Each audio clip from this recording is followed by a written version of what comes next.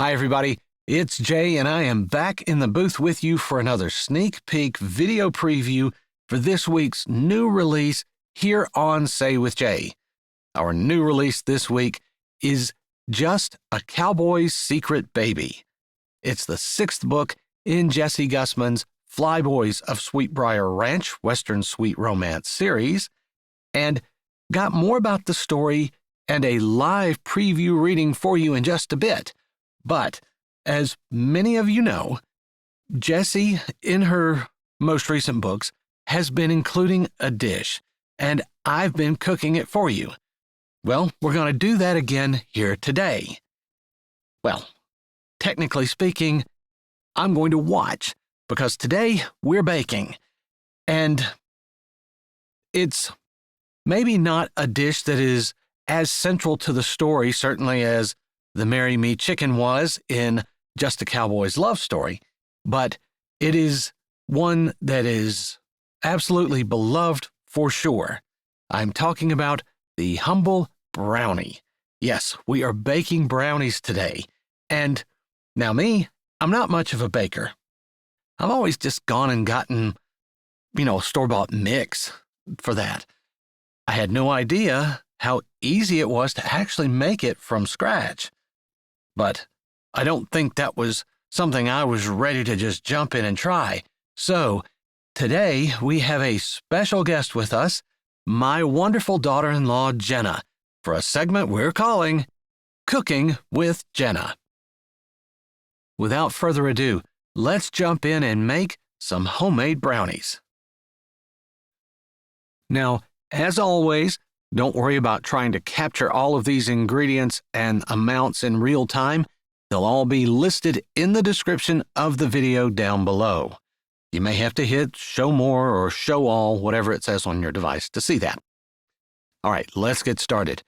To make these homemade brownies, you're going to need 1 cup of granulated sugar, 1 cup of brown sugar lightly packed, 3 room temperature eggs, 3/4 cup of cocoa powder, 1 cup of flour, 1 teaspoon of salt, 1.5 cups of dark chocolate chips, 1 cup of melted unsalted butter.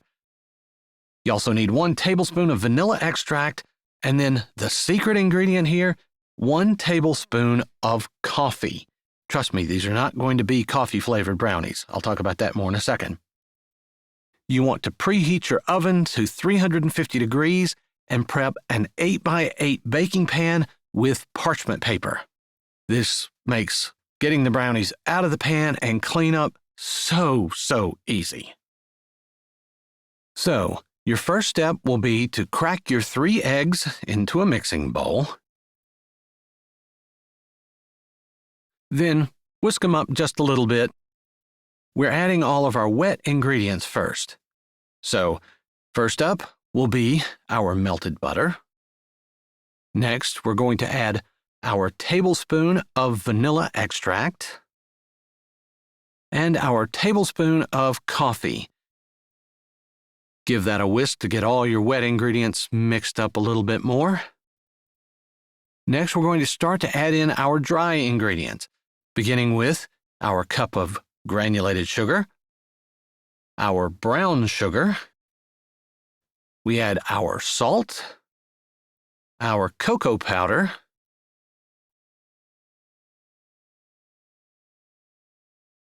next we add our all-purpose flour, blend that in. Now while she's blending that in, thought I would mention the coffee might sound off-putting to people, but trust me, it does not taste anything like coffee, doesn't smell like coffee. What it actually does is cuts the sweetness of the sugar and the chocolate, and it makes for a really deep, rich flavor without being overly sweet. Now it's time to just fold in our chocolate chips. Next, we're just going to take our 8x8 prepared dish lined with parchment paper and pour our mixture in. After you get it poured in, it's time to bake in that 350-degree oven for 30 minutes or until the center doesn't wiggle when the pan's moved. Another good rule of thumb is when the top just starts to crack, then you know they're done. Once they're done, pull them out of the oven and let them cool. And here is the end result. Ladies and gentlemen, these were amazing, and you will not regret it if you try this recipe out. I hope you will, and as always, let us know how it goes in the comments. Ladies and gentlemen, that is all there is to making homemade brownies from scratch. I'd like to thank my wonderful daughter-in-law, Jenna, for such a lovely demonstration and really making it look easy. And I promise you, if you guys try this, you may never want to buy store-bought brownie mix ever again. But now, let's talk a little bit about Just a Cowboy's Secret Baby. Just a Cowboy's Secret Baby is the story of Jonah Mills. We met Jonah in some of the books in the series previously, and Jonah is literally one of the Flyboys of Sweet Briar Ranch. He and his friend Gideon are currently working to build up their crop dusting business, and he's learning how to be a rancher, and he's perfectly content to keep a low profile and just get into his new life.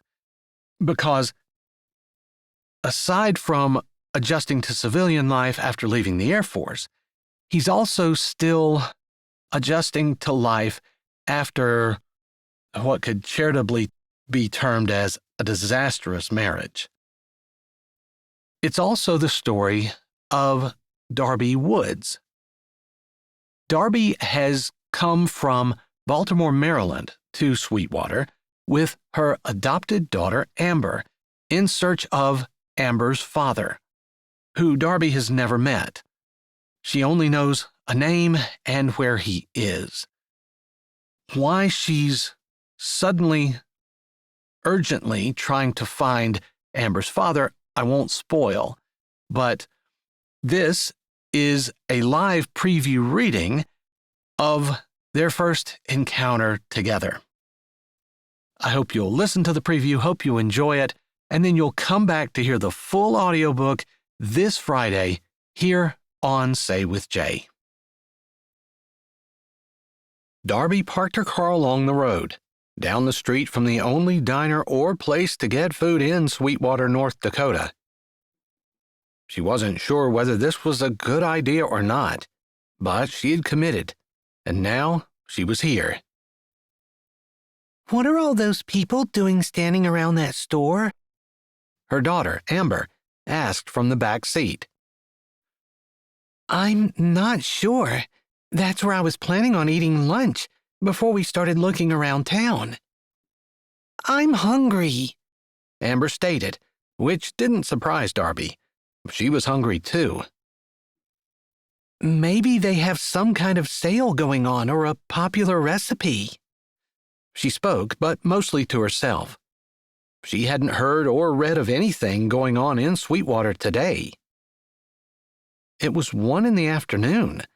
She wouldn't have expected a small-town diner to be so busy, but there were people milling around outside and looking in the windows. The door stood open, and a line snaked out. The odd thing about it was all the people moving around seemed to be women.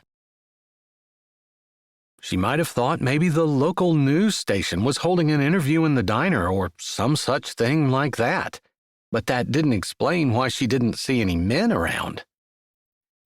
"Well, I guess we'll walk over and see if they're still selling lunch, and if not, I suppose we'll need to find somewhere else to eat." There wasn't any place else to eat in town, unless one counted the baked goods offered at the used bookstore. Eating was her excuse to linger, since she really had very little reason to be in town. Well, it was a big reason to her. She was looking for her daughter's father.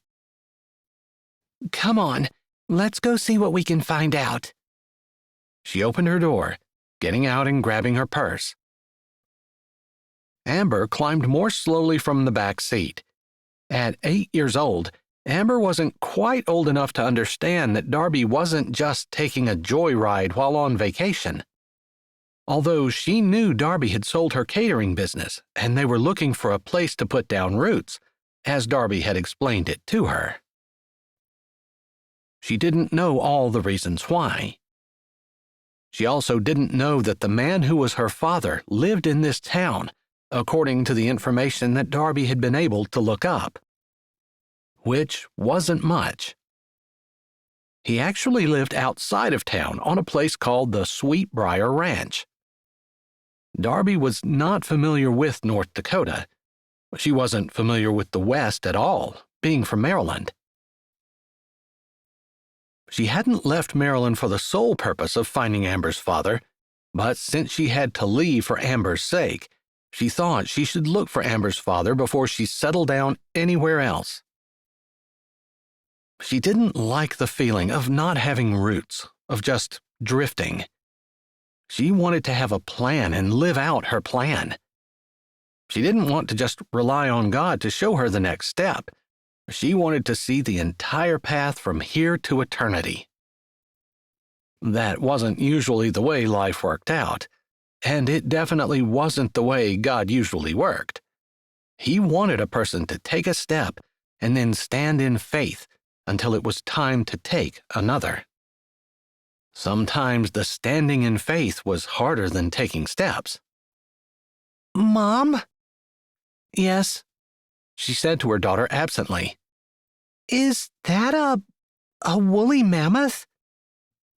Darby glanced at her daughter, bemused. North Dakota might be a little strange to them, but it wasn't like they had gone back in history. She looked to where Amber pointed, and her mouth dropped open. It does kind of look like one, doesn't it? She asked, edging closer to her daughter and putting one hand in front of her as though to protect her. Do you think it's going to hurt us? It's coming this way. I don't know if it's friendly, but a lot of times animals will chase things that are running, so I don't want to run away.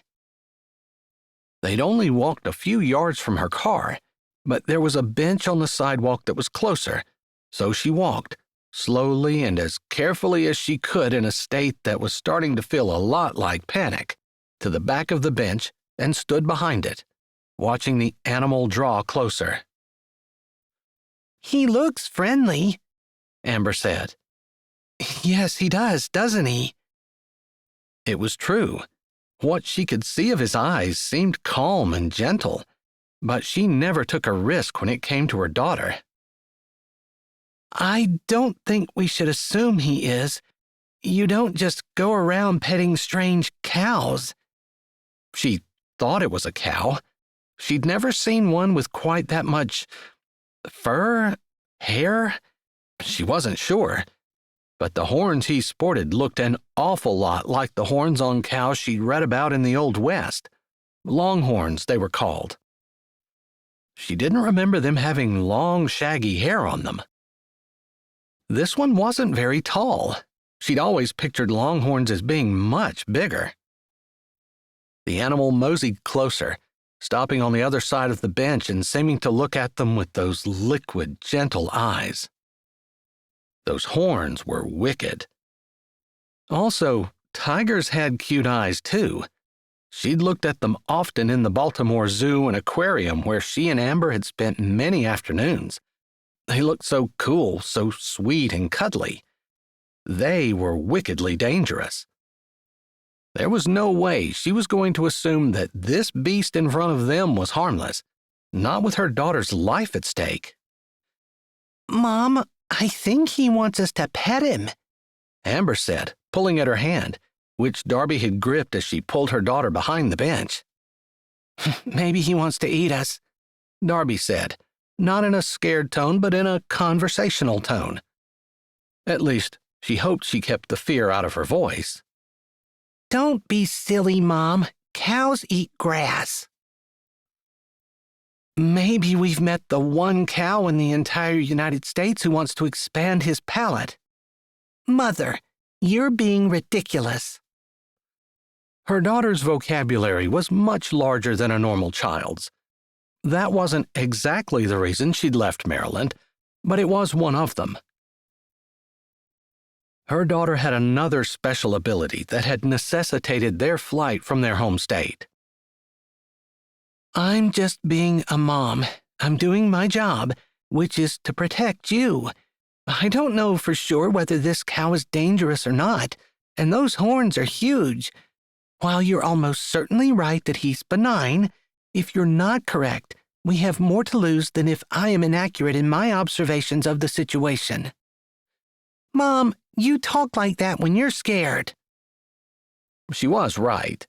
She had a tendency to be a lot more formal when she was trying to hide something, like fear or anger or frustration. I'm sorry, but while this beast seems to be harmless, we can't know for sure. She held on tight to her daughter's hand with one hand and made a shooing motion with her other hand. Shoo! Go on! Get out of here! The animal looked at them, then shook its head. Darby jumped back, yanking her daughter with her. She almost felt foolish, but then the animal looked at them, stretched out its neck, and made the biggest, most ghastly and frightening noise that Darby had ever heard. It felt like her eardrums were going to burst. She grabbed her child more closely to her, hugging her next to her side while keeping both of her frightened eyes on the beast in front of her. "I'm sorry, ma'am. I'm assuming this car with the out-of-state tags is yours.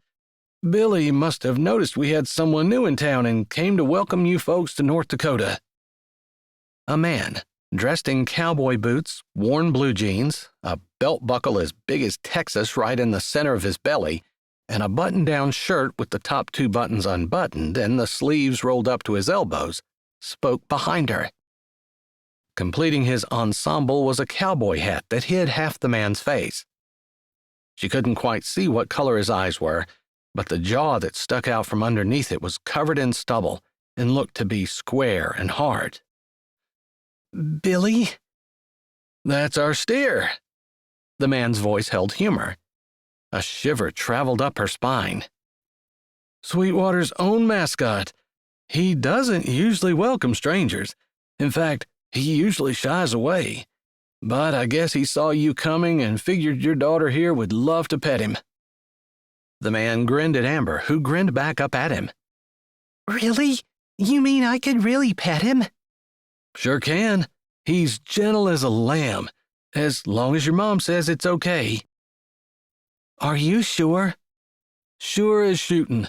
When the town has festivals, which is pretty much every other week, Billy always gets rounded up and put in a makeshift petting zoo, and the kids sit on his back, hang on his horns, and crawl all over him.